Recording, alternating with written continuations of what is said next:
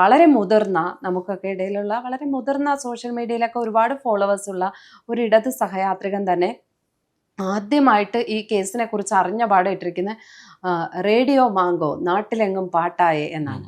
ഒരിക്കലും ചെയ്യാൻ പാടില്ലാത്ത കാര്യമാണ്. നിങ്ങൾ ഓപ്പോസിറ്റ് നിൽക്കുന്ന ആ അതിജീവിതയായ പെൺകുട്ടിയെ കുറിച്ച് ആലോചിക്കണം. അവർക്ക് നാളെ പരാതിയുമായി വരണമെങ്കിൽ നിങ്ങൾ ഇങ്ങനെയാണ് ഇതിനെ സെലിബ്രേറ്റ് ചെയ്യാൻ ഉദ്ദേശിക്കുന്നതെങ്കിൽ ഈ സമൂഹത്തിലേക്ക് ആ പെൺകുട്ടി എങ്ങനെ പരാതിയുമായി പോകും? ഇങ്ങനെ ആരോപണം വരുന്നു, പേര് ആരും എടുത്തു പറയുന്നത്.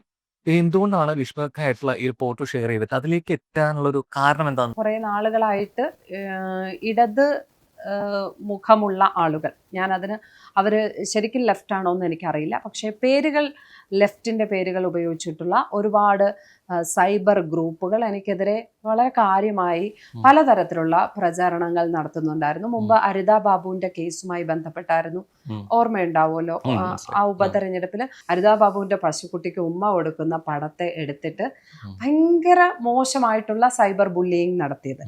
അപ്പോൾ ഞാനിതിന് ഇടത് വലത് എന്നൊന്നും പറയുന്നില്ല. ഇതുപോലെ ഒരു ഗുണ്ടാ സംഘം അവർക്ക് പബ്ലിക് സ്പേസിൽ ഒരു സ്ത്രീയെ എങ്ങനെയൊക്കെ അവമതിക്കണോ അങ്ങനെയൊക്കെ അവമതിക്കാൻ വേണ്ടിയിട്ടുള്ള അത് ഞാൻ മാത്രമൊന്നും അല്ല, ഒരുപാട് സ്ത്രീകൾക്കെതിരെ അങ്ങനെ നടക്കുന്നുണ്ട്.